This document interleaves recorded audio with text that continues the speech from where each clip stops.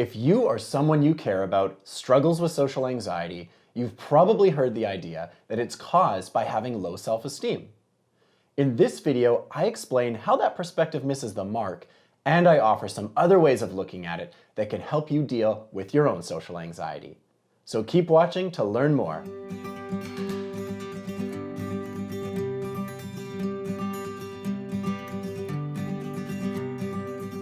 Hi folks, I'm Will Bratt from Heart and Oak Therapy, supporting better, brighter lives. We're therapists who do regular videos on mental wellness and give practical ideas and tips to address your problems and make your life happier. So hit the subscribe button to keep in the loop. There's a really popular idea out there that the reason people feel anxious in social situations is because they have low self-esteem. This perspective assumes that because you fear rejection, exclusion, judgment, and other negative social responses, you must not feel very good about yourself. Because if you did, those things wouldn't matter to you, right? As a therapist, I talk to a lot of folks about social anxiety, and its relationship to self-esteem almost always comes up. But when we take a close look at that perspective, its faults start to become clear. In this video, I share how the idea that social anxiety is caused by low self-esteem doesn't really hold up, as well as some more context-based observations that better explain social anxiety. So, let's start with what social anxiety is and how most people experience it. As an emotion, anxiety is often about anticipation. It's the emotional response to anticipated negative experiences. When we throw the word social in front of anxiety, we're talking about the anticipation of negative social responses or experiences. I talk more about this in our video, How to Address the Fears Behind Social Anxiety, which you should check out after this one.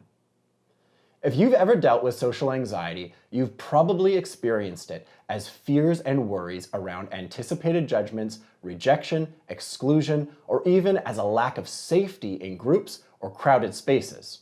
Common responses to these fears include avoidance of social circumstances, being quiet and careful with what you say, verbal diarrhea, where you fill the air with words and maybe have a hard time reining it in, and even feeling physically ill with nausea, vomiting, a rapid heart rate, and fast, shallow breathing. With all that said, people often assume that if only you had more self-esteem, confidence, or thought more highly of yourself, you wouldn't have these feelings in the first place. Let me explain why this assumption is generally not all that useful. First, and perhaps foremost, it's often a hasty overgeneralization that your feelings of anxiety around social situation are caused by having low self-esteem.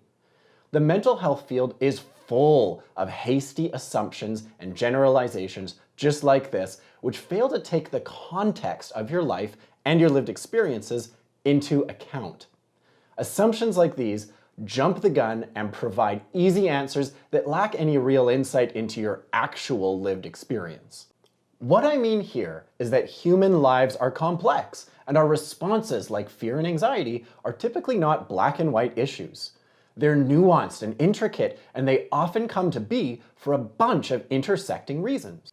When we make the assumption that someone's social anxiety must be attributed to low self-esteem, we fail to take these nuances into account and run the risk of choosing easy answers over potentially more accurate ones.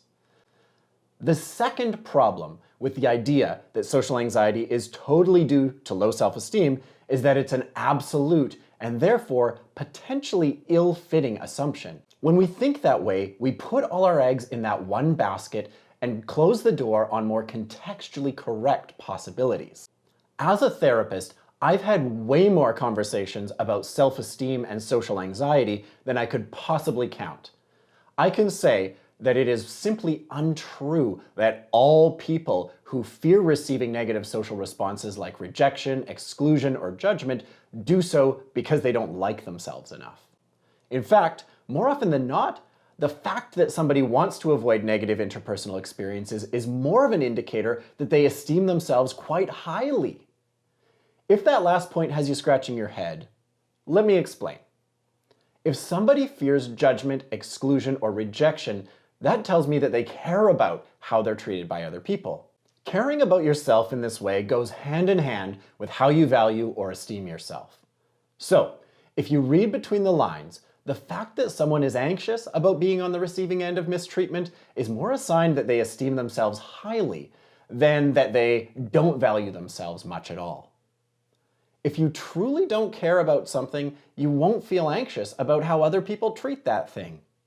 So, when someone feels anxious about how they might be treated by others, that can be an indicator that they do indeed care about themselves, and caring about yourself goes hand in hand with self-esteem. The third way that this misses the mark is that it doesn't account for people's past experiences.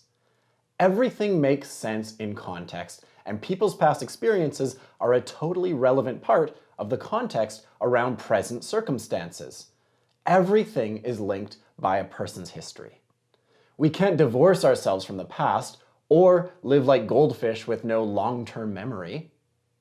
When things happen, we learn from them and adjust our expectations accordingly.